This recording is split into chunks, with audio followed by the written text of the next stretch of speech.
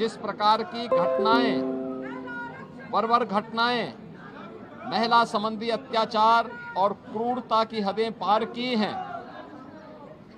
वह जग जाहिर है। हर व्यक्ति जानता है कि समाजवादी पार्टी की सरकार के समय स्लोगन ही बन गया था कि देख सफाई बिटिया घबराई। स्टेट गेस्ट हाउस कांड हो या प्रदेश के अंदर अलग अलग समय में इनके नेताओं, इनसे जुड़े हुए पदाधिकारियों और समाजवादी पार्टी और कांग्रेस की महिला विरोधी आचरण को देश पहले ही जानता था, लेकिन इनके पास एक अवसर था अपने मुंह पर लगी हुई उस कालिक से मिटाने के कि नारी शक्ति बंधन अधिनियम के प्रस्तावित संशोधन में ये लोग सहयोग करते, लेकिन इन्होंने वह अवसर भी चूका है और अपनी महिला विरोधी छवि के लिए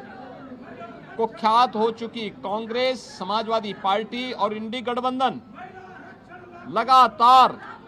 लगातार इस मुहिम में लगी हैं कि किसी भी स्थिति में यह संशोधन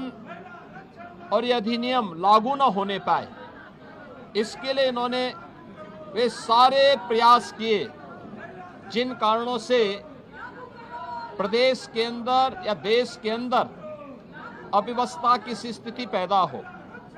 आज उसी पे चर्चा करने के लिए सदन उत्तर प्रदेश विधानमंडल का यह सदन प्रारंभ किया जा रहा है। इसमें उन सभी मुद्दों पे हम चर्चा करेंगे। एक तरफ प्रधानमंत्री मोदी जी के प्रति आभार व्यक्त करते हुए उनके नेतृत्व में नारी गरिमा की रक्षा के लिए, नारी गरिमा को सम्मानजनक स्थान दिलाने के लिए, नारी स्वावलंबन और सशक्तिकरण के साथ साथ नीति निर्धारण में उनकी सहभागिता किस रूप में भारतीय जनता पार्टी और एनडीए आगे बढ़ा रही है, तो दूसरी तरफ सहबानो प्रकरण से लेकर के अब तक लगातार नारी शक्ति बंधन अधिनियम के संशोधन को प्रभावी ढंग से लागू करने और समय के पहले उन्हें आरक्षण की सुविधा का लाभ प्राप्त हो, इसके मार्ग में बाधक बनी Samajwadi party, Congress, DMK, TMC और इनके अन्य सहयोगी दलों को एक्सपोज करने की दृष्टि से इनके समय में कहां पे महिला विरोधी गतिविधियां किस रूप में चलती थी, कैसे आधी आबादी के हक पर ये लोग डकैती डालते थे, इन सब मुद्दों पर भी आज व्यापक चर्चा होगी। मैं अपील करूंगा विधानमंडल दल के सभी माननीय सदस्यों से कि वे इस चर्चा में भाग लें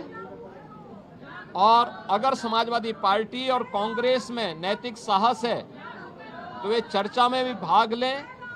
चर्चा में भाग लेने के साथ साथ इस बात का स्पष्टीकरण दें कि उन्होंने संशोधन विधेयक का समर्थन क्यों किया, उसके विरोध के पीछे का उद्देश्य, जो नारी शक्ति बंधन अधिनियम संशोधन विधेयक का विरोध करने के पीछे की उनकी मंशा क्या थी, इसके बारे में स्थिति को स्पष्ट करें। और अगर उनको लगता है कि उनके नेताओं ने गलत किया है, समाजवादी पार्टी या कांग्रेस के नेताओं ने गलत किया है, तो उनका दायित्व बनता है कि वे माफी मांगे या फिर इस निंदा प्रस्ताव को पारित करवा करके कांग्रेस, समाजवादी पार्टी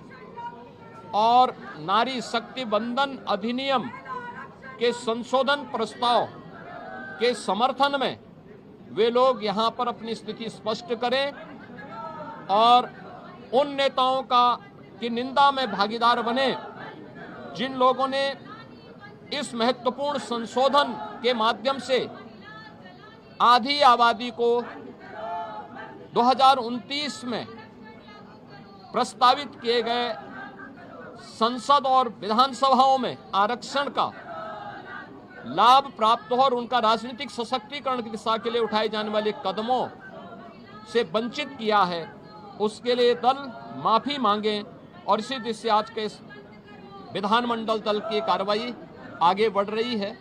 और उसी के लिए विधानमंडल दल के कार्यक्रम में भाग लेने के लिए एक दिवसीय विशेष सत्र में भाग लेने के लिए आने वाले सभी सदस्यों का मैं हृदय से स्वागत करता हूं। धन्यवाद।